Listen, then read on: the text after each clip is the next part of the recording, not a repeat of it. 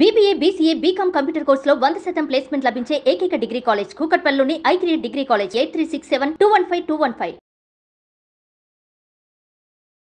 నమస్తే రమగారు. నమస్తే జయ. రమగారు, గతంలో మనం కొంచెం అమ్మవారి ప్రాశస్త్యం ఉన్న స్టోరీలు చెప్పుకున్నాం. ఒక స్టోరీ అయితే నాకు అసలు అది ఎవర్ గ్రీన్ స్టోరీ, మనకి అమ్మవారి గాజుల స్టోరీ అండి.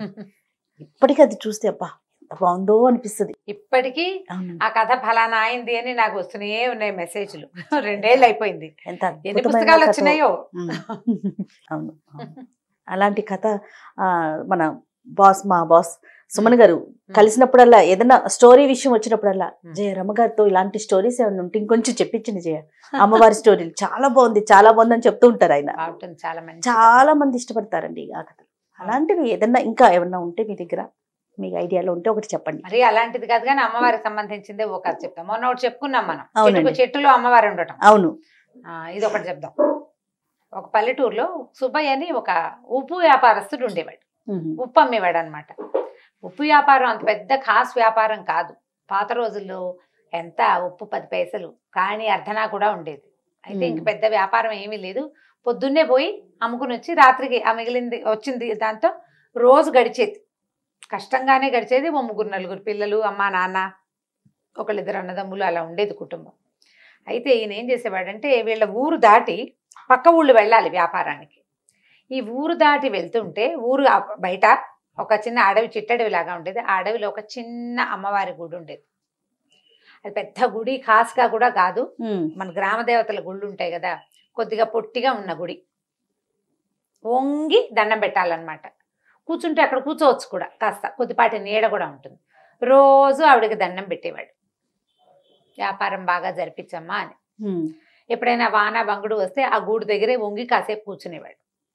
కూర్చున్నప్పుడు అనుకునేవాడు, నేను బతికి బాగుంటే, బాగా సంపాదిస్తే గుడి కడతానమ్మా నీకు అని చెప్పుకునేవాడు.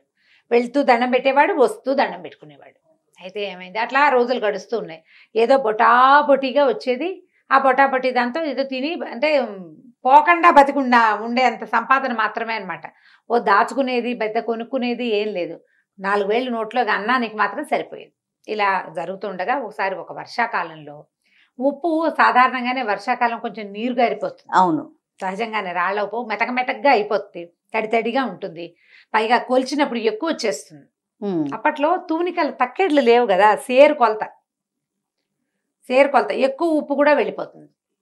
అలాగే ఏదో నడుస్తుండేవాడు. ఒకరోజు జడివాన కురిసి ఉప్పు సంచులు తడిసిపోయి ఉప్పు అంతా కారిపోయిందట. కారిపోతే 1 రూపాయి లేదు చేతిలో, పావలా కూడా లేదు. ఆయన అమ్మవారి గూటి దగ్గర కూర్చున్నాడు. ఆ గూటి పక్కన ఏమీ లేదు. ఏం బతుకు ఇది, ఎట్లా కొట్ల బతుకు. 4 వేలు నోట్లోకి వెళ్తాంటే, ఈ వర్షాకాలం 1 వేలు కూడా నోట్లోకి వెళ్ళలేని పరిస్థితి. ఇంటికి వెళ్తే అన్నం కూడా పెట్టలేను నేను. దౌర్భాగ్యపు స్థితిలో ఉంది నా జీవితం. నీ గుడి కడతా, గోపురం కడతానని అడిగేం ప్రయోజనం?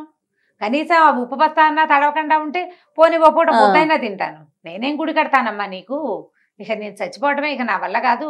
నా పిల్లలు ఏదో అడుక్కునైనా బతుకుతారు, ఏదో మగవాడిని బతుకున్నాను, ఇంట్లో ఉన్నాను, అడుక్కోండరా అని చెప్పలేకపోతున్నాను అని ఇలాగ చేత విధాల వగచి చెప్పుకున్నాడు ఆ దేవుడి గుడి దగ్గర అమ్మవారికి. నువ్వు ఉన్నావని నమ్మాను కదా, ప్రతిరోజు దండం పెడుతున్నా. ఏం ఫలితం చూపిస్తున్నావు నువ్వు నాకు? ఏమీ ఫలితం చూపించవు. ఇవాళ ఇది కూడా తెలిసిపోయింది. 4 రోజుల అన్నానికి ఆసరా అయిన ఉప్పు అంతా తడిసిపోయింది. ఇక ఎందుకు పనికిరాదు, వానాకాలం అది ఎండదు ఆరదు అని ఇలాగా పోసుకుని, ఏముంది ఈ చెట్టుకి, ఏదో ఒక చెట్టుకి ఊరేసుకుని చచ్చిపోతాను అంతే నేను అనుకున్నాడు. వాన తగ్గేదాకా కూర్చుందామని ఆ గూట్లో కూర్చున్నాడు. ఏమైంది, ఇంతలో అమ్మవారి లేచి బయటకు వచ్చింది. సామన్ సాయిగా అంతెత్తున్న ఒక పడుచు ఆవిడ వచ్చింది. బయటకు వచ్చి, ఏమిరా సుబ్బయ్య చచ్చిపోతావా అని అడిగింది. అడిగేసరికి తెలిసింది, గూట్లో నుంచి బయటకు వచ్చింది. దండం పెట్టాడమ్మా.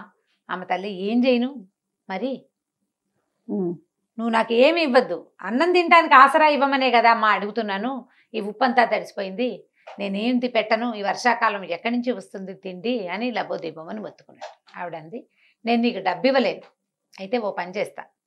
1 గంట ఇచ్చింది చిన్నది, ఇలా మోగిస్తే మోగి జేగంట అంటాం కదా, ఆ జేగంట ఇచ్చి చేతులు పెట్టి, దీన్ని మోగిచ్చు, రోజుకి 5 కాసులు వస్తాయి, ఇందులోంచి వాడుకో, బతుకు, బాగుపడు. ఈ రహస్యం ఎవరికైనా చెప్పావా ఇంక అది పనిచేయదు, నీకే మోగుతుంది. నువ్వు కొడితేనే వస్తాయి డబ్బులు, ఇంకెవ్వరు కొట్టినా రావు. ఇది ఎవరికి చెప్పకూడదు. దండం పెట్టుకున్నాడు.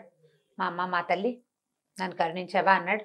సరే ఆవిడ కాస్త లోపలికి వెళ్ళిపోయింది, గూట్లోకి వెళ్ళి కూర్చుంది. అక్కడ ఇంత చిన్న రాయి రూపంలో ఉంది, పోయా రాతిలో కూర్చుంది. ఆవిడ కనపడకుండా అయిపోయింది. ఈయన ఏం చేశాడు, ఆ గంటని మోగిచ్చాడు. జల్లుమని అందులోంచి 5 రూపాయి కాసులు బయటపడ్డాయి. మేము గెలిచాను రా దేవుడు అనుకుని ఆ గంట జేబులో పెట్టుకున్నాడు. డబ్బులు పుచ్చుకొని ఇంటికి వెళ్ళిపోయాడు. ఓ 2 కాసులు 2 రూపాయలు 3 రూపాయలు పెడితే శుభ్రంగా అన్నము ఇల్లు వాకిలి శుభ్రంగా గడిచిపోయేది. 2 రూపాయలు పక్కన పెట్టుకునేవాడు. క్రమంగా రోజు గంట కొట్టడం 5 రూపాయలు రావటం, గంట కొట్టడం 5 రూపాయలు రావటం. దీంతో వ్యాపారం వేరే కొత్తది పెట్టుకున్నాడు, ఉప్పు కొట్టు పెట్టుకున్నాడు. మెల్లిగా పెరగటం మొదలుపెట్టాడు. డబ్బులు చేరుతున్నాయి కదా. ఈ చేరుతున్న డబ్బులతో ఏం చేశాడంటే అమ్మవారి గుడి కడతానని మొట్టమొదటి చెప్పుకున్నాడు కాదు, సరే ఒక చిన్న దేవాలయం కట్టించాడు. క్రమంగా పెంచుదామనుకున్నాడు. ఊళ్ళో అందరూ ఆశ్చర్యపోయారు. ఇతను ఉప్పు వ్యాపారంతో ఇతనికి వచ్చింది, కానీ సడన్గా ఇప్పుడు లక్షలు వచ్చి పడిపోయాయి అనుకో, అమ్మో ఏదో వీడికి బ్రహ్మాండం బదలైందిరా అని భావిస్తారు జనం, ఎక్కడి నుంచో పడిందని. 5 రూపాయలు రోజు వచ్చేవాడికి ఎవరికి తెలుస్తుంది? నిశ్శబ్దంగా చాపకింది నీరులాగా డబ్బు అతని జీవితంలోకి ప్రవేశించేసింది. కొన్నాళ్ళు గడిచింది, చాన్నాళ్ళు. రోజు పొద్దున పూజ చేసేవాడు, గంట వాయించేవాడు, 5 రూపాయలకు పడేవి ఆయన దాచుకునేవాడు. వాడుకోగా కొంతమందికి కోట్లు పెద్దవి చేశాడు, పని వాళ్ళని పెంచాడు, అందరికీ అన్నీ వచ్చినాయి. గుడి కూడా కట్టేశాడు, చాలా మటుకు కట్టాడు. కొన్నాళ్ళ తర్వాత ఏమైందంటే ఇల్లంతా రెనోవేట్ చేయించుకున్నారు బాగా. ఈ రెనోవేషన్లో భాగంగా వాళ్ళ ఆవిడ దగ్గరుండి సున్నాలు వేస్తూ పూజా మందిరం చక్కగా బాగు చేయించి, పెద్దగా చెక్కలు బాగా డిజైన్ లాగా చేయించి, ఈ పాత గంట ఇది ఎందుకని తీసుకెళ్ళి పాత సామాన్లు వాడికి ఇచ్చేసింది. అయ్యో. ఈయన ఆ రోజు ఊరెళ్ళాడు, పొద్దున్నే ఊరెళ్ళిపోయాడు. అర్ధరాత్రి ఎప్పుడో తిరిగి వచ్చాడు. మర్నాడు పొద్దున్న దేవుడి దగ్గర చూస్తే గంట లేదు. ఇప్పుడు ఏం చేయాలి గంట? ఈయన అడిగాడు భార్యని, ఏమే గంట ఏదే ఇక్కడ ఉండాలంటే, ఆ పాత పడిపోయింది, కిలుం పట్టేసింది పిచ్చి గంట, పైగా మోగిచ్చినా కూడా అదో రకం ఓటి మోత వస్తుంది, అందుకని పాత సామాన్లు వాడికి ఇచ్చేసాను. నేను లబోది బనుడు స్నిదుంపదే కదా, అచ్చొచ్చిన గంటే, అమ్మవారి ఇచ్చిన గంట అనలా, ఉంది అచ్చొచ్చిన గంట మా ముత్తాతల నాటిది, అది టింగుమని మోగినా టంగుమని మోగినా నాకు అదే కావాలి, ఎవరికి ఇచ్చావో చెప్పన్నాడు. ఎవరికి ఇచ్చావంటే వీళ్ళకి 3 సందులు అవతల కనకయ్య అని ఒక పాత సామాన్లు కొనేవాడు ఒకడు ఉన్నాడు. వాడికి అమ్మేసింది. వాడికి ఇంట్లో అవి ఇవి సామాన్లు పాత అమ్మేస్తూ ఈ గంట కూడా ఇత్తడి వస్తువులాగా, ఇత్తడి కంచు గంటలు కదా ఆ రోజుల్లో ఉండేవి, ఇప్పుడు కూడా కంచు గంట అయితేనే మోగుతుంది. కంచు సామాన్లు, ఇత్తడి సామాన్లు, పాత సామాన్లు, చిల్లులు పడ్డవి, కిలిం పట్టినవి, తర్వాత ఇనప రేకులు, ఇంట్లో ఏవో ఉంటాయి రకరకాలు, అలాంటివి ఇచ్చేసింది. ఇది కూడా అతనికే ఇచ్చింది. పరిగెత్తుకుంటూ ఆ కనకయ్య వాళ్ళ ఇంటికి వెళ్ళాడు. కనకయ్య మా ఆవిడ ఇచ్చిన సామాన్లలో ఒక గంట ఉంది కదా, ఆ గంట ఇచ్చే నాకు అన్నాడు. వీడికి ఆ కనకయ్యకి ఏం డౌట్ వచ్చింది, ఈయన పెద్ద మోతుబరి, గత 10 ఏళ్ళుగా బాగా సంపాదించాడు, అమ్మవారి గుడి కట్టాడు, ఆయనకి సంపాదన ఉంది, బళ్ళు గిళ్ళు ఉన్నాయి, పిల్లలు శుభ్రంగా చదువుకుంటున్నారు, పాత వస్తువు కోసం ఎందుకు వచ్చాడు, ఏదో ఉందన్నమాట. అందుకని ఏమనుకున్నాడు, అది ఎదురుగుండానే ఉంది, ఎక్కడో పడేశాను అన్నాడు. కరగబెట్టే సామాన్లలో పడేశానో దాచిపెట్టే సామాన్లలో పడేశానో గుర్తులేదు. అంటే ఇతను ఏమన్నాడు, బాబు ఆ గంట ఇచ్చేసాయి అని అడిగేసరికల్లా నేను డబ్బులు కొన్నాను మీ ఆవిడ దగ్గర, నేను డబ్బులు ఇచ్చి కొన్నాను, నువ్వేమిస్తావో చెప్పు నీ గంటకన్నాడు. అనేసరికల్లా ఇతను అన్నాడు, అదేమిటి నువ్వు గంటకి ఎంత ఇచ్చావు అంత ఇస్తాను తీసుకోమన్నాడు. ఒప్పుకోలే, ఏదో ఉంది ఆ గంటలో విశేషం, అదేమిటో చెప్పు ముందు నాకన్నాడు. అనేసరికల్లా ఇతను అన్నాడు, కాదయ్యా ఆ గంటలో ఒక ప్రత్యేకమైన అర ఉంది, కొంత డబ్బులు దాచిపెట్టుకున్నాను, అందులో ఒక మహిమ గల గంట అది చెప్పాడు. అమ్మవారి సంగతి చెప్పలా, అమ్మవారి సంగతి చెప్పలా, నేను డబ్బులు దాచిపెట్టుకున్నాను, మహిమగల గంట వస్తువు ఎప్పుడైనా అత్యవసరానికి తీసుకోవడానికి దాచుకున్నా, నాది నాకు ఇచ్చేయమన్నాడు. ఇంకా నయం గంటలో డబ్బులు పెడతారా ఎవరైనా అన్నాడు కనకయ్య. గంట అంటే ఏముంటుంది, ఇట్లా ఇలా ఉంటుంది, పైన పీడు ఉంటుంది, లోపల వేళ్లాడే ఒక లోలకం లాంటిది ఉంటుంది, ఇలా అంటే మోగుతుంది. అందులో రహస్య పర్లు ఎలా ఉంటాయి చెప్పు, పైగా నేను తెచ్చేటప్పుడు చూసి అందులో ఏం లేదు, నువ్వు అబద్ధం చెప్తున్నావు అన్నాడు. కాదు నిజమే చెప్తున్నాను, నా మాట అబద్ధం అని తెలితే 1000 వరహాలు ఇస్తాను, నేను నా గంటలో ఇచ్చి డబ్బులు తీయలేకపోతే 1000 వరహాలు ఇస్తా, నువ్వేమిస్తావో చెప్పన్నాడు ఈయన సుబ్బయ్య గారు. ఈతను ఏమన్నాడు, నేను 1000 వరహాలు ఇస్తా, ఆ గంటలో ఏం లేదన్నాడు. రేపొద్దున చూపిస్తానన్నాడు.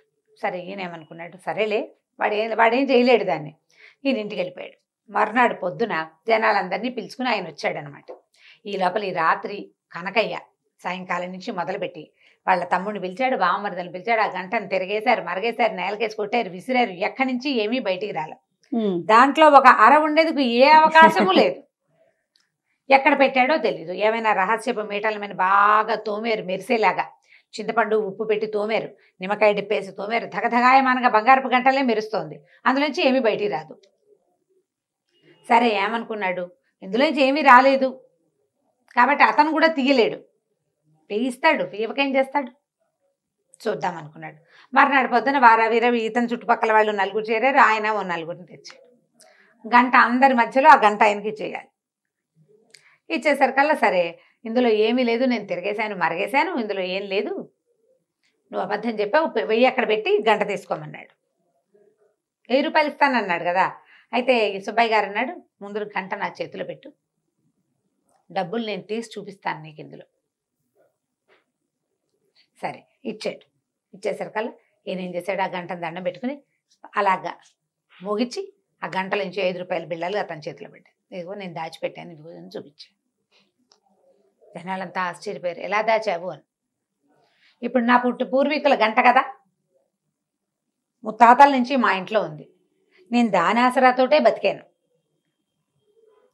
నేను మీకు చూపించేస్తానా, నాది ఇది, మా ఇంట్లో నుంచి ఇతను తెచ్చాడు, ఎందుకు చూపిస్తాను నేను మీకు, ఎలా దాచాను చూపించక్కర్లేదు. ఇప్పుడు కనకయ్య ఇది ఆశపడ్డందుకు ఏమిటి ఇచ్చేస్తే గంట అని అడిగితే ఏముంది, పావలా ఇచ్చుంటాడు ఆ గంటకి. ఆ పావలాను ₹1 పావలాకి ₹1 లేదా రూపాయి ఇవ్వు అంటే సరిపోయేది. పందెం కట్టేందుకు 1000 రూపాయలు ఇవ్వాల్సి వచ్చింది. అయితే ఈయనేమన్నాడు సుబ్బయ్య గారు, అంత వద్దులేవయ్యా, నా గంట నాకు ఇచ్చావు, సగం ఇవ్వు చాలు, ఆ సగం కూడా నాకు ఇవ్వద్దు. ఊళ్ళో అమ్మవారి గుడి ఉంది కదా, ఊరి చివర, గుడి బాగు చేయించడానికి డబ్బులు ఇవ్వు, గుడిని పెద్దది చేయడానికి. కానీ ఈ కనకయ్య దగ్గర నుంచి 500 రూపాయలు ఇప్పించాడు ఆ గుడికి. గుడిని ఇంకా కాస్త బాగు చేశారు. మరి 500 రూపాయలు అంటే ఆ రోజుల్లో ఎక్కువ కదా. నేను అమ్మ తమ తల్లి నా మొత్తాన్ని నా చేతిలోకి వచ్చేసావు నువ్వు అని ఆ గంటకి దండం పెట్టుకుని తీసుకెళ్లి తన ఇంట్లో పెట్టుకున్నాడు. కనకయ్య సుబ్బయ్య గారు ఉన్ననాళ్లే ఆ గంట పనిచేస్తుంది. ఆ తర్వాత ఎవరి చేతికి దొరికినా మోత వస్తుంది కానీ అందులోంచి డబ్బులు రావు. కేవలం సుబ్బయ్యకే ఇచ్చింది అనమాట అమ్మవారు అవకాశం. ఎందుకు ఇచ్చింది, అతను భక్తి వల్ల. రోజు దండం పెట్టుకుని, ఉప్పు వ్యాపారస్తుడు, ఉప్పు ఎంత అమ్ముకుంటాడు, రోజుకి రూపాయి ఆదాయం లేనివాడు, నా బతుకు బాగుంటే నీకు గుడి కడతానని భగవంతుని పట్ల ఆ రకమైన ప్రేమను అతను ప్రదర్శించినందుకు అతనికి ఆ గంట ఇచ్చిందనమాట. గంట పుచ్చుకుని ఇంటికి వచ్చేసాడు. ఆ తర్వాత ఈయన దారిని హాయిగా ఉన్నాడు, ఆయన దారిని ఆయన హాయిగా ఉన్నాడు. కథ కంచికి మనం ఇంటికి. చాలా బాగుంది, చిన్న కథ కానీ మంచి కథ, మంచి మహిమ ఉన్న కథ కదండి అమ్మవారి కథ. రైట్ రమ్మ గారు, నమస్తే. నమస్తే జయ.